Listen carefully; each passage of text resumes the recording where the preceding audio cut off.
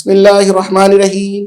السلام علیکم۔ YouTube channel نبیل شاہ official سے آپ کا ہوسٹ نبیل شاہ حاضر ہے۔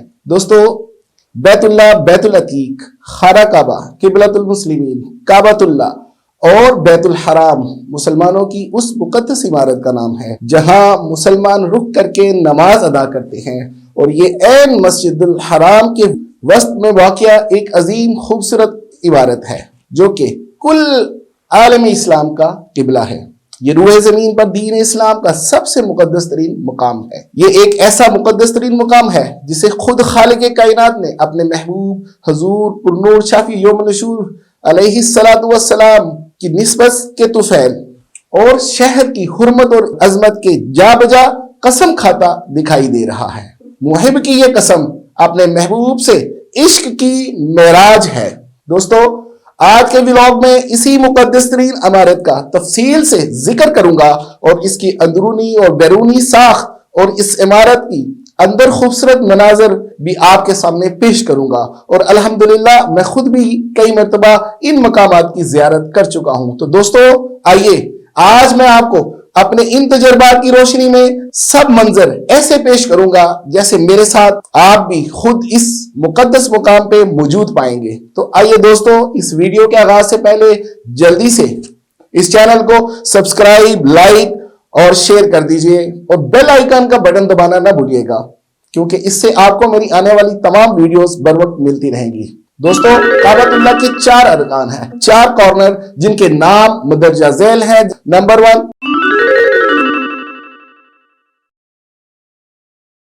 رکن یمنی، نمبر 2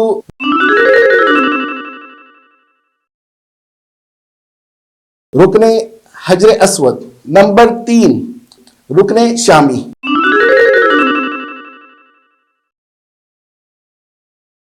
نمبر 4 رکن عراقی،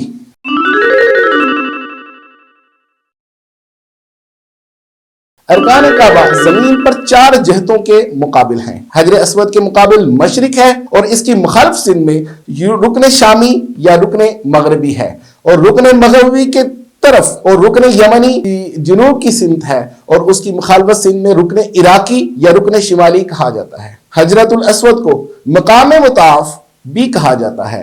چلتے ہیں، آپ میرے ساتھ چلیے، یہاں سے ہم طواف کا آغاز کریں۔ ہمارا اگلا رکن یا کارنر جو آتا ہے، اس سے نیکسٹ کارنر آتا ہے، اسے کہتے ہیں رکن عراقی یا رکن شمالی، اور رکن عراقی سے گزرتے ہوئے جو اگلا کارنر یا رکن آتا ہے اسے رکن عراقی یا رکن مغربی کہتے ہیں۔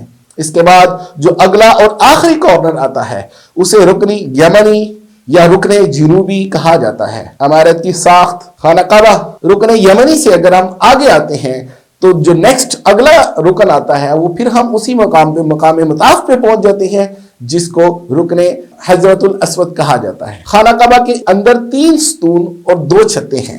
کعبہ کے اندر رکن عراقی کے پاس باب توبہ ہے، جس سے متصل المونیم کی 50 سیڑھیاں ہیں جو کعبہ کی چھت تک جاتی ہیں۔ چھت پر 1.25 میٹر موٹائی کے مخصوص شیشے کا ایک حصہ ہے جو قدرتی روشنی اندر پہنچاتا ہے۔ موجودہ عمارت کو آخری بار 1996 میں تعمیر کی گئی تھی، اور اس کی بنیادوں کو نئے سرے سے بھرا گیا تھا۔ کعبہ کی سطح مطاف سے تقریباً 2 میٹر بلند ہے، جبکہ یہ عمارت 14 میٹر اونچی ہے۔ کعبہ کی دیواریں 1 میٹر سے زیادہ چوڑی ہیں، جبکہ اس کی شمال کی طرف نصف دائرے میں جو خالی جگہ ہے اسے حتیم کہتے ہیں۔ اس میں تعمیر ابراہیمی کے 3 میٹر جگہ کے علاوہ وہ مقام بھی شامل ہے جو حضرت سیدنا ابراہیم علیہ السلام نے حضرت بی بی ہاجرہ سلام اللہ علیہا اور حضرت اسماعیل علیہ السلام کے رہنے کے لیے بنایا تھا، جسے حجر اسماعیل بھی کہا جاتا ہے۔ خانہ کعبہ کی شمال کی سمت ایک دیوار ہے جس کے باہر سے طواف کیا جاتا ہے۔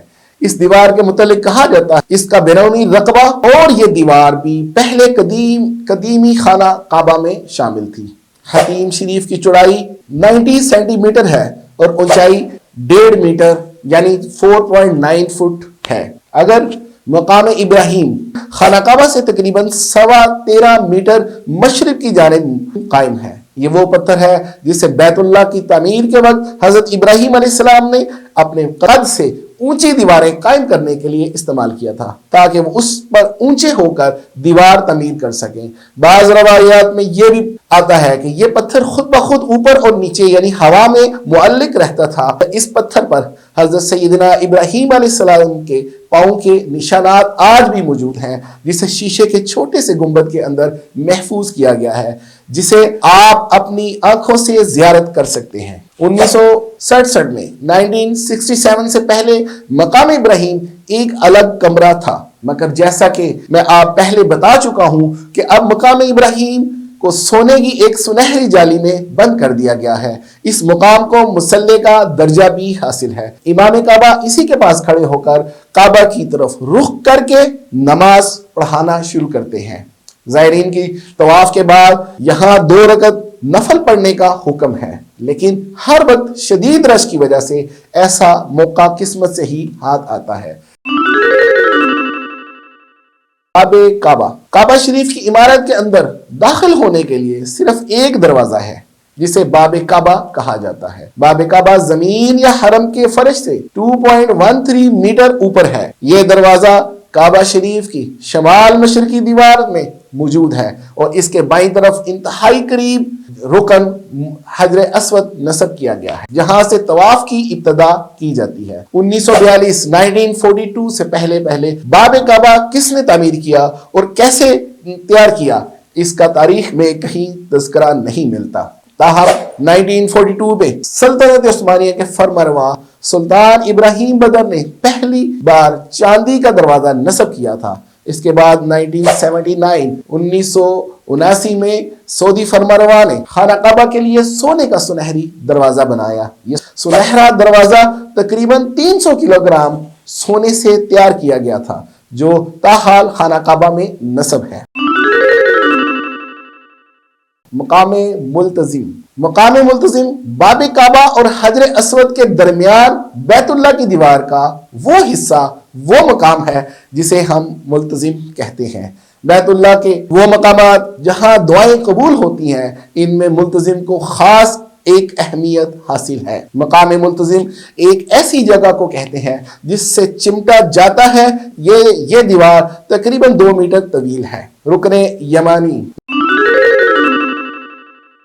رکن یمانی خانہ کعبہ کی جنوب مغرب کونے کو کہتے ہیں۔ حضرت محمد مصطفیٰ صلی اللہ علیہ وآلہ وسلم نے ارشاد فرمایا، رکن یمانی اور حجر اسود دونوں جنت کے دروازے ہیں۔ حجر اسود،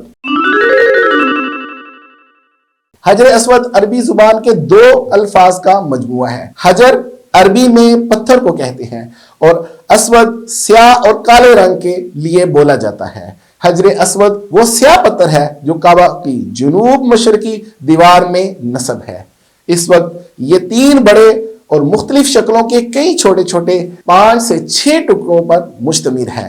یہ ٹکڑے اندازاً 2.5 فٹ قطر کے دائرے میں جڑے ہوئے ہیں، جن کے چاندی کا گول چکر بنا ہوا ہے۔ جو مسلمان زائرین حج یا عمرہ کرنے جاتے ہیں، ان کے لیے لازم ہے کہ طواف کرتے ہوئے ہر بار حجر اسود کو بوسہ دے، لیکن ایسا اب قطعی طور پر ممکن نہیں رہا۔ یہاں اب بے انتہا ہجوم ہوتا ہے۔ اس ہجوم کی وجہ سے حجر اسود کو بوسہ دینے اور چھونے کی کوشش میں کئی افراد اپنی جان گنوا بیٹھتے ہیں۔ اگر ہجوم زیادہ ہو تو ہاتھ کے اشارے سے ہی بوسہ دینے کا حکم ہے۔ 95% زائرین جو حج بیت اللہ کرنے یا عمرہ کرنے آتے ہیں یا طواف کرتے ہیں، وہ دور سے ہی ہاتھ ہلا کر حجر اسود کو ایسے بوسہ دیتے ہیں، کیونکہ حجر اسود تک پہنچنا ناممکنات میں سے ہے۔ آپ مشرق، مغرب، شمال، جنوب سے روئے زمین کے کسی بھی حصے سے کہیں سے بھی صحن حرم تک رسائی حاصل کر سکتے ہیں، لیکن بیت العتیق سے 10 فٹ سے فاصلے پر کھڑے ہونے کے باوجود نہ آپ اس کو چھو سکتے ہیں، نہ ہی اس تک پہنچ سکتے ہیں، جب تک جس کا گھر ہے وہ نہ چاہے، یعنی اللہ کی مرضی نہ ہو۔